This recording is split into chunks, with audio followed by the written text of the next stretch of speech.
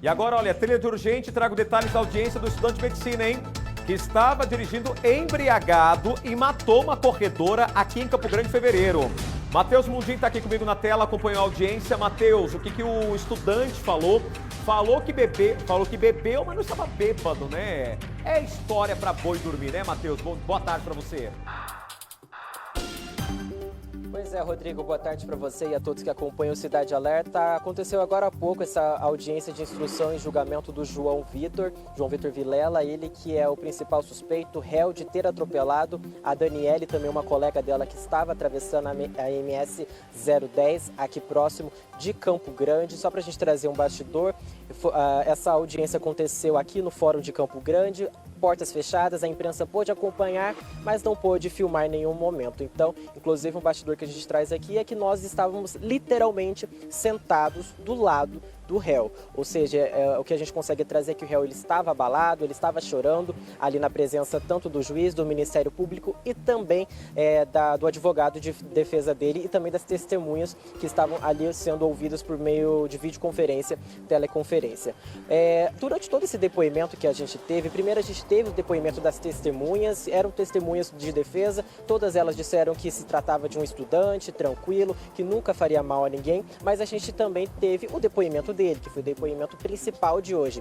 E durante o depoimento, como você disse, ele afirmou que consumiu pelo menos 6 garrafas de cerveja antes de ir a uma boate, onde permaneceu até por volta da 1 da manhã, 1 da madrugada. Em seguida, ele foi para a casa de amigos, ingeriu mais 2 latas de cerveja antes de retornar para casa. Ele reconheceu que bebeu, mas disse que não se considerava bêbado ali no momento, disse que ele não se considerava embriagado ali no momento.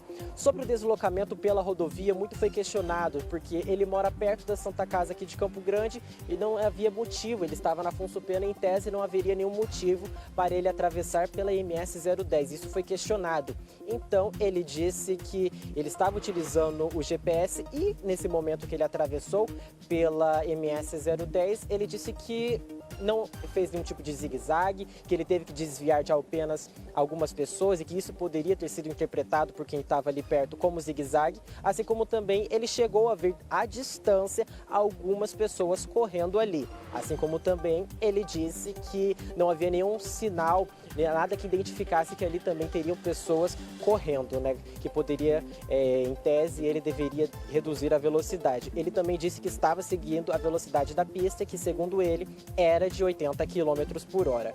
Quando ele foi questionado sobre a causa do acidente, ele admitiu que pode ter sido por conta de desatenção ou cansaço, porque segundo ele estaria mexendo no GPS do carro, no rádio do carro ali configurando o GPS. Após a batida, ele parou o carro, mas não soube identificar inicialmente contra o que ele havia colidido. Ele afirmou estar consciente e pleno em todo o momento. Sobre as latas de cerveja e também as garrafas encontradas dentro do veículo, ele esclareceu que algumas, 2 latas ao todo, já estavam dentro do carro antes mesmo de ele ter ido para essa festa, para essa boate, e que apenas uma garrafa, que o pessoal chama popularmente de long neck, justamente estava ali, que veio dessa festa que ele estava ali com alguns amigos, que essa seria a única garrafa que estava ali momentos antes do acidente. Após o acidente, ele reconheceu que foi contido por populares para que evitasse que ele fugisse do local. Os populares, inclusive, tiraram a chave do carro para que ele fugisse e logo em seguida, após o acidente, ele saiu do internato. Naquele curto período que ele ficou preso, ele teve que sair do internato que ele fazia aqui da Santa Casa, a residência, trancou o curso de medicina, mas ele também disse que pretende voltar a cursar medicina a partir do semestre que vem. Ele pretende destrancar a faculdade a partir do semestre que vem. Já encerrando a respeito de todo esse depoimento que ele trouxe a respeito, ele disse que recusou o teste do bafômetro porque, segundo ele, não havia necessidade naquele momento. Como eu disse, ele foi reconhecido por populares e, a respeito das vítimas, ele afirmou que não as viu, que não viu elas no acostamento e que diretamente e diariamente ele ora pelas famílias das vítimas, da vítima fatal da Daniele e também da amiga da Daniele, que inclusive a gente já entrevistou aqui no Cidade Alerta, a Luciana. Ela deu essa entrevista sem se identificar, identificando. Ela deu essa entrevista pra gente e ele disse que ora diariamente pela vida e também pela família dessas vítimas.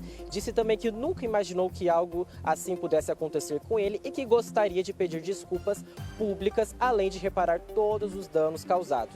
Ele disse que nunca queria fazer algo assim e que todos os dias pede e ora pela família das vítimas. A gente também conversou com o advogado, a gente ainda não tem a fala do advogado, mas ele também disse que a ideia aqui não é absolver ele, e sim apenas mudar a tipificação do crime de homicídio de dolo eventual para homicídio culposo, ou seja, quando não há intenção de matar por ter sido um acidente de trânsito, viu, Rodrigo?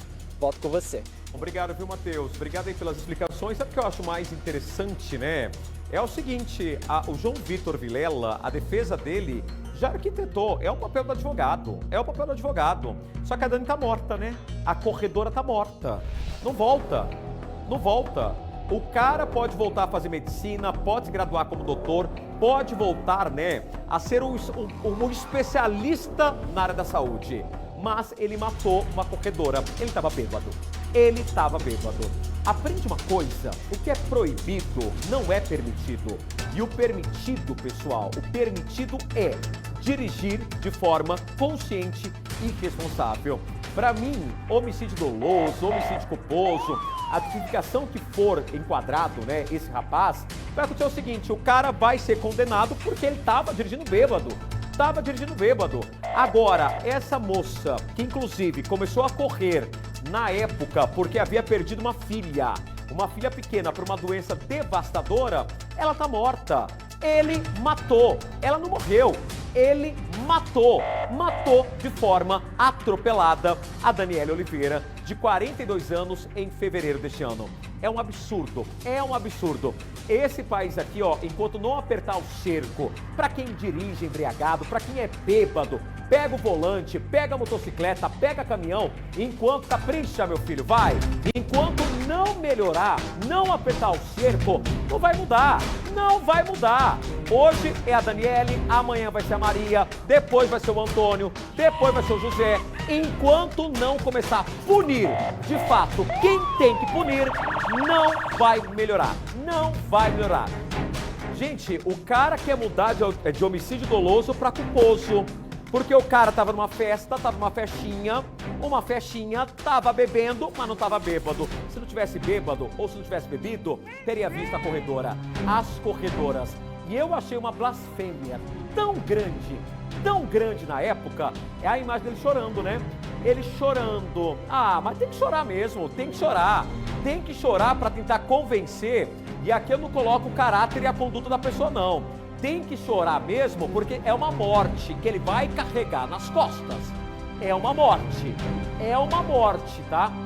E as pessoas falando, mas por que a Dani e a amiga dela estavam correndo pela rodovia? Pera lá, por que o cara estava dirigindo bêbado na rodovia? Alguém se questiona em relação a isso? Porque é permitido dirigir com uma latinha de cerveja? É permitido encher a cara, pegar a moto, pegar o caminhão, pegar ônibus, pegar carro e dirigir? Não é. É o Brasil que é frouxo. Frouxo. Aonde o proibido é permitido. Aonde se pode fazer tudo. Gente, em relação ao álcool, é a direção. Meu Deus do céu, hein?